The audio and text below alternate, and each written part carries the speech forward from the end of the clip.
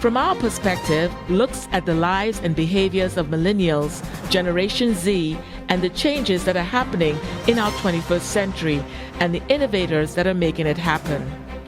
We will explore trends, technology, music, fashion, social media, business, science, the arts, faith, and lifestyle. So come join us on Comcast, Verizon, and online.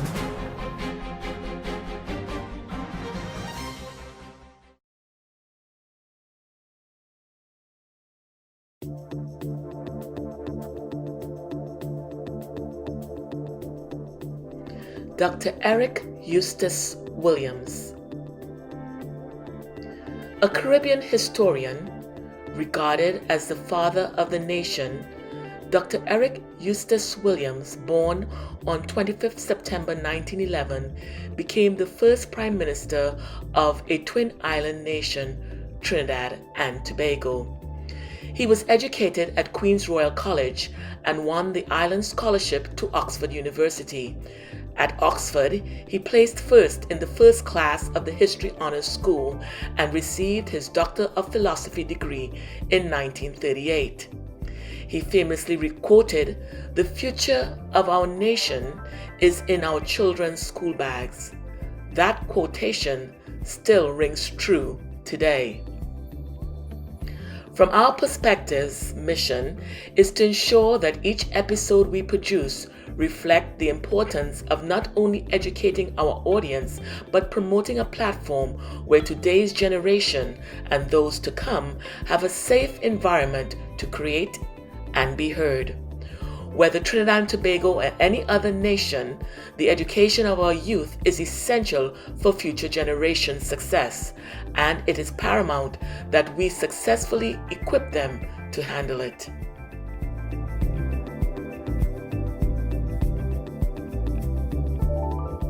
Education comes in many forms, from traditional to online learning or on-the-job training. Each day we can learn new things if we pay attention. We can come up with creative ideas and bring solutions that will benefit ourselves and others. Let's meet some individuals who have used their limited resources to create solutions for issues they were encountering in their community. Kenya. We will meet a young man who, with limited resources, found a solution to deal with a serious problem that was happening in his community. In the 1940s, nearly 500,000 lions roamed Africa and Asia. Today, fewer than 20,000 remain, squeezed in on all sides by growing human populations. Despite millions of dollars spent on lion conservation in recent decades, their numbers are still declining. There must be a bright idea out there somewhere. We need an affordable solution that empowers people to deal with the problem themselves. Maasai wealth is measured in cattle. From the age of 9, Richard was responsible for managing the family's most valuable assets.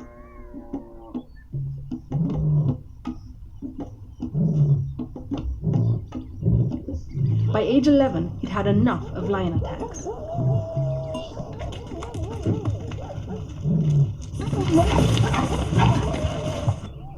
If the lions come from the forest and then come to eat our cattle, it's very bad.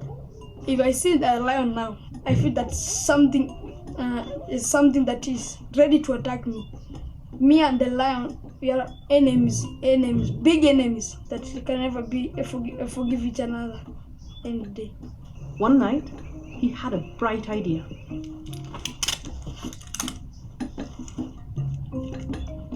This the battery it's being charged by the solar panel. It's there in the roof, and this is the wires that carry the power to the bulbs. And this is the switch where you can switch the lights on and off.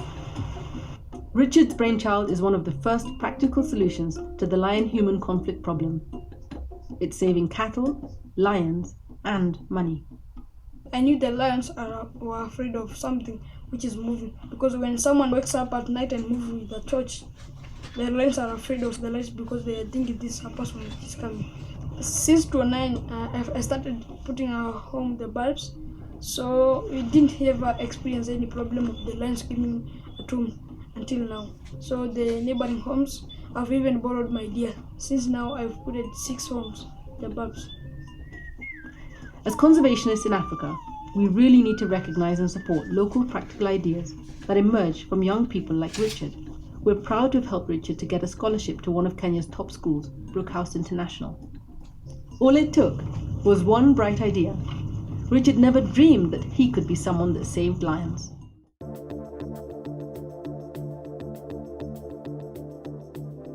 Next, we go to Rwanda, where a simple solution is found to solve the needs of many poor families in this area.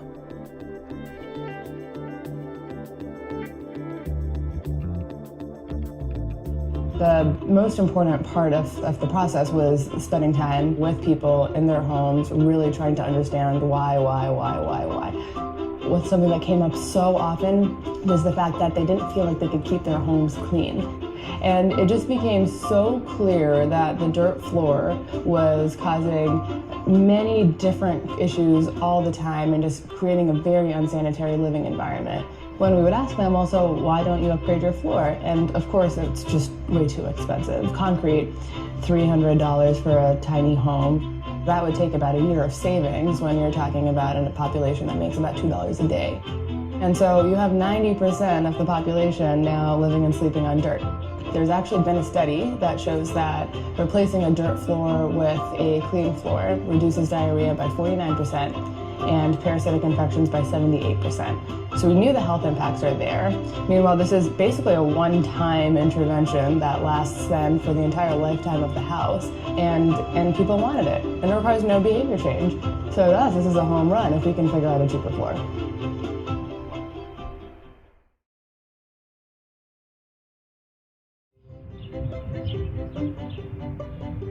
Okay, the process of making a floor is really simple.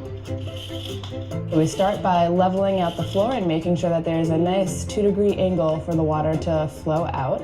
After that, we then put a layer of laterite and compact it. Laterite is this clayish soil, rocky material that's all over Rwanda. Once we have a stable base and get a flat surface, we do the finishing. On top of that, we let it dry for maybe a week or so. Then we varnish on top and the floor is done. Someone can move in after a week. And it continues to cure over years. So floors that we've been back to that are a couple years old are really hard and really strong. Like you can't scratch it with a key. Through education, individuals were able to obtain new jobs, while at the same time bettering their lives and those of their community. We're trying to work with our customers in a way that we don't want to see them as beneficiaries, but instead we want to work in line with them. We have an open line for them to call us 24 hours, which is free for them. We do a lot of follow-ups with our customers to understand how is the process of the installation of the floor, but at the same time, what suggestions do you have that we can do better in our next customers that we need to see the changes in these families. After you're done with their floor, you come back and visit them and you see how happy they are and how excited they are to have someone come back and see how they're doing. Finally, we look at the great impact recycling education has made for the city of Surabaya in Indonesia.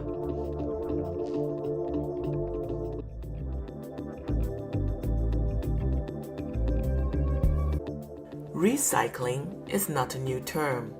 The increased use of plastics and other disposable items globally has brought great attention to the importance of recycling and upcycling. The level of trash created by single-use containers has grown exponentially over the years, and even more so during the pandemic. The increased use of disposable gloves, masks, gowns, syringes, and hand sanitizers have all added to this disturbing trend, and finding the solution best to dispose of these types of trash effectively has become an increased priority globally. What is the solution? How can we individually tackle this problem? How can we make our planet safer for human, marine life, and our environment? We discover how the Indonesian city of Surabaya used waste reduction to reinvent itself. These red buses are a common sight, but they operate in a very unusual manner. Most buses around the world charge money for a ride. But here, passengers pay their fare in a different way. With plastic bottles.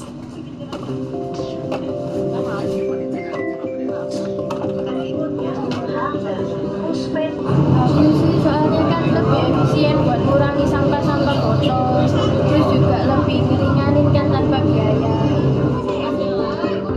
The city government started this system in April 2018 as a way to reduce plastic waste and promote recycling.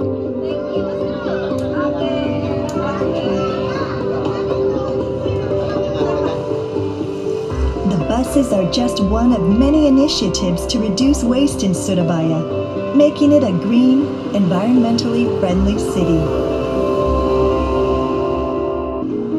At this booth, plastic bottles can be exchanged for Surabaya bus tickets.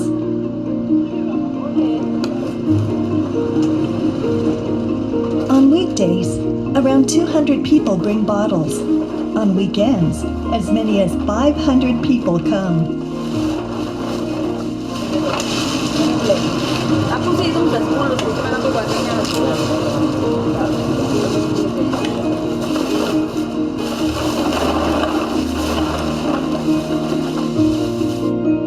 The bus fare is equal to 3 1.5-liter bottles, 5 600-milliliter bottles, or 10 240-milliliter water cups.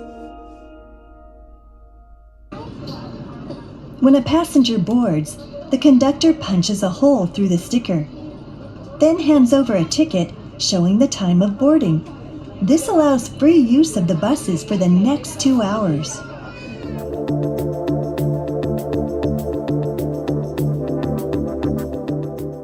The fact that they started with the buses in reference to recycling and paying with plastic bottles, what was your thoughts on that? Well, very ingenious, very creative, because it was evidently serving a dual purpose.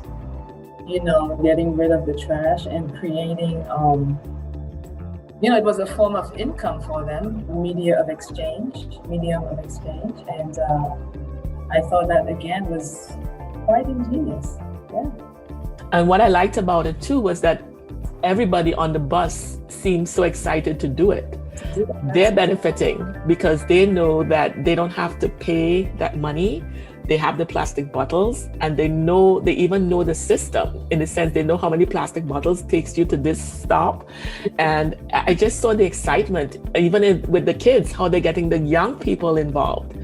That I found was interesting. Very.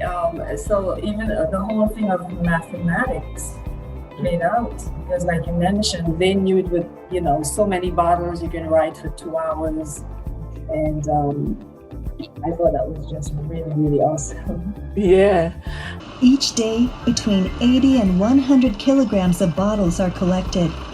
They're sent to one of the city's 2 processing centers.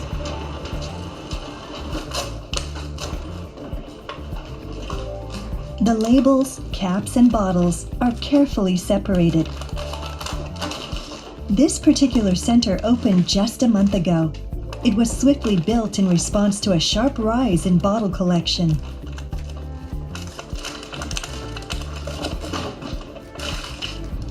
Barusan 1 bulan ini.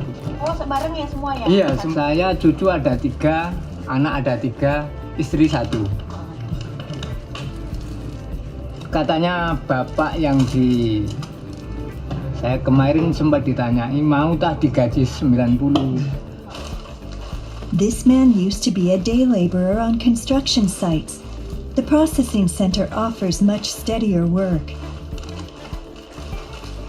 The materials are sold to recycling companies.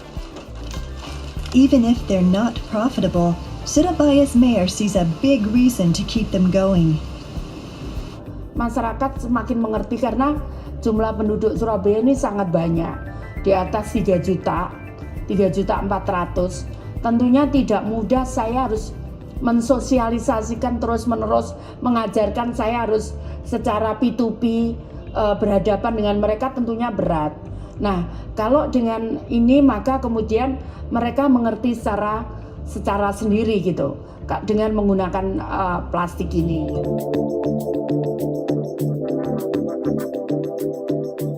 The importance of leadership. That mayor that came in and there was a problem, and she, with the people, found a solution to that problem. And even though they mentioned that economically for the city they may not be making money, it still has to continue, because you saw what the city was. I mean, you saw the trash all on the streets and people having to hold their noses while they pass the trash. And when you see how it is now, it's like, wow, is that the same place? I mean, that I found was just amazing. It's amazing. And it goes to show that you don't have to wait on government to do everything.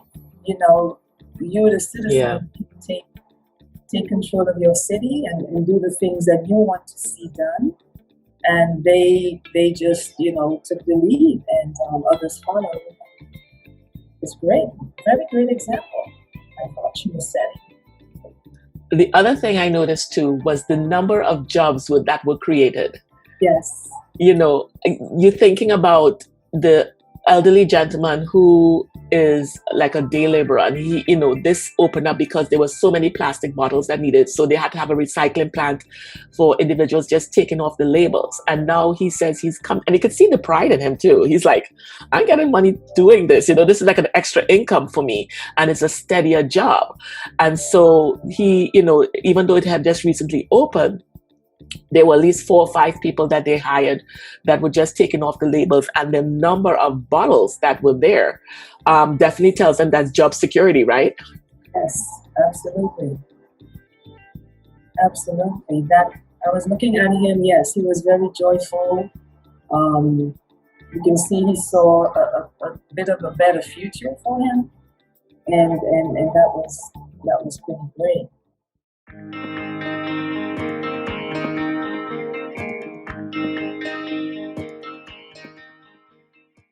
In 2002, Kitakyushu dispatched a research team to Surabaya. They discovered that half of the city's garbage was food waste.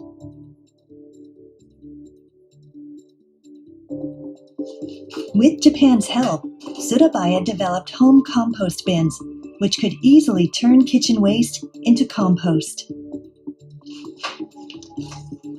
The bins use enzymes to break down vegetable scraps, leftovers, and other food waste. It takes just 1 week to produce compost.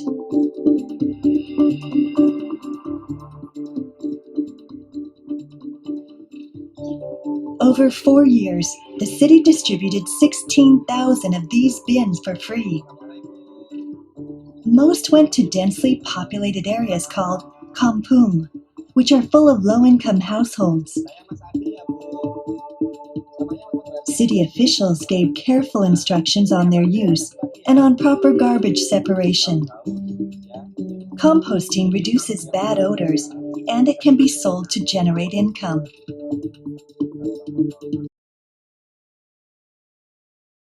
Neighborhood Association won a prize 3 years running. It's an alley in the center of the city, with 60 people living in 17 households.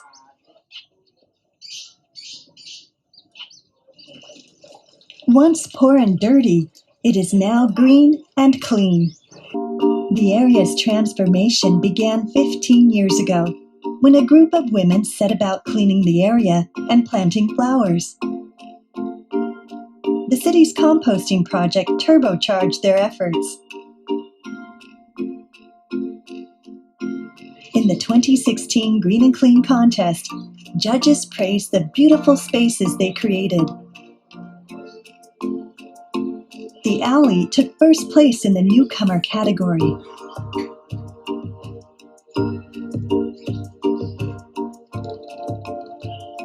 The neighborhood association used the prize money to develop the alley even further. Airnya ini dari air limbah masyarakat, dari rumah masing-masing itu kan diambil, lalu kita dari kita saring kan, ini nomor 1, nomor masuk ya, tambah dari situ penyaringannya situ ya. The residents worked together to create a filtration system that turns liquid waste into clean water.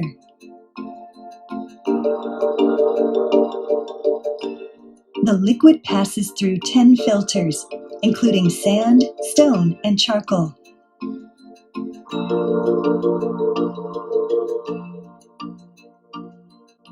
It is then stored in tanks below the street.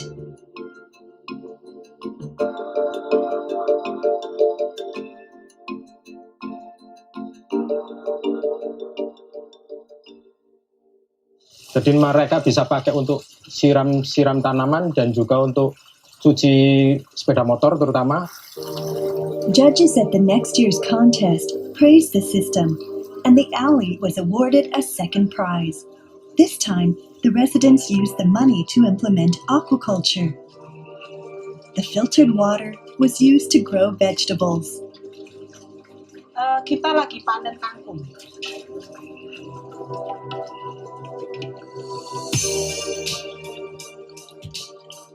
They also began raising and selling fish. In 2018, these innovations led to yet another victory in the contest.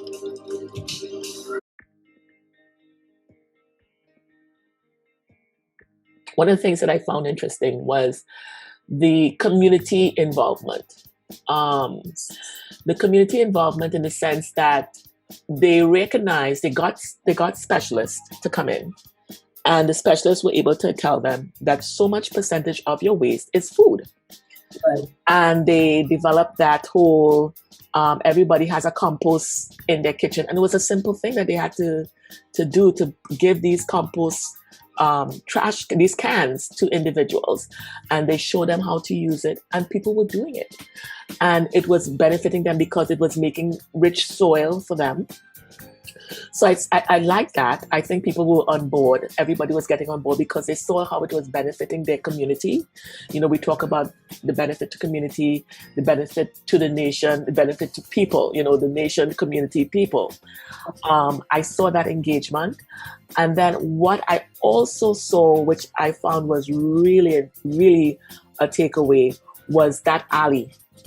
You know, these women were like, you know, we went for this competition, we won it, we got so much money, we invested back in the alley, and we won it again, and we invested back. And each time they came up with even more creative ways of, the water, recycling of the water underground, and then growing their vegetables, their food. And then also creating that fishery place, and then using the water to water the plants and clean their bikes. I mean, it just shows that, as you said, individuals took the initiative. Yes. And the government didn't tell them to do that. They did it. They found there was a need. They did it. And they found solutions each time to improve and improve. I found that was really interesting. And you just, that's what I was thinking. It just, their creativity and their whole thought processes, it kept improving daily. Mm-hmm. This is a recycle shop in Jambangan. It was founded in 2007 by a group of 5 local women. Gelang seperti ini juga bisa. Oh, jadi gitu. Nih. Oh. Ini jadinya gini. Nih, dari bungkus belanjaan ini. Bekas bungkus belanjaan. Most of the products are made using waste from local households.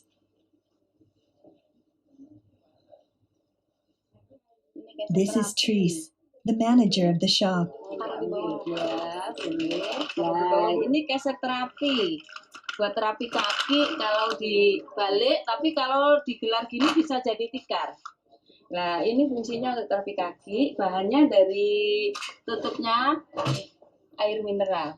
Ya, seperti ini dilobangi, nanti digabung pakai benang seperti ini bahannya. Terus itu ada lagi seperti ini lampu dari sendok es. Ya, kalau kita habis acara sendok esnya kita kumpulin, kita potong-potong bisa menjadi ini. Jadi seperti ini. Jadi ini kita potong-potong.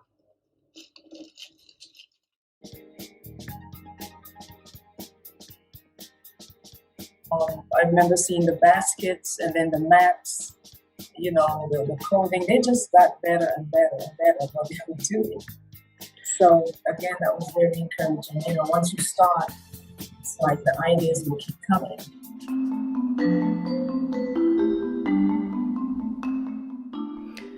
There are so many creative ways to solve a major societal problem that really does not cost a lot of money. Recycling, upcycling, reusing discarded material to create a product of higher quality or value than the original can all be done by simply coming up with creative ideas. The use of water bottle caps to make floor mats or dresses, lamps, as seen in our clip, are excellent solutions to reducing our carbon footprint. In addition, it created new careers.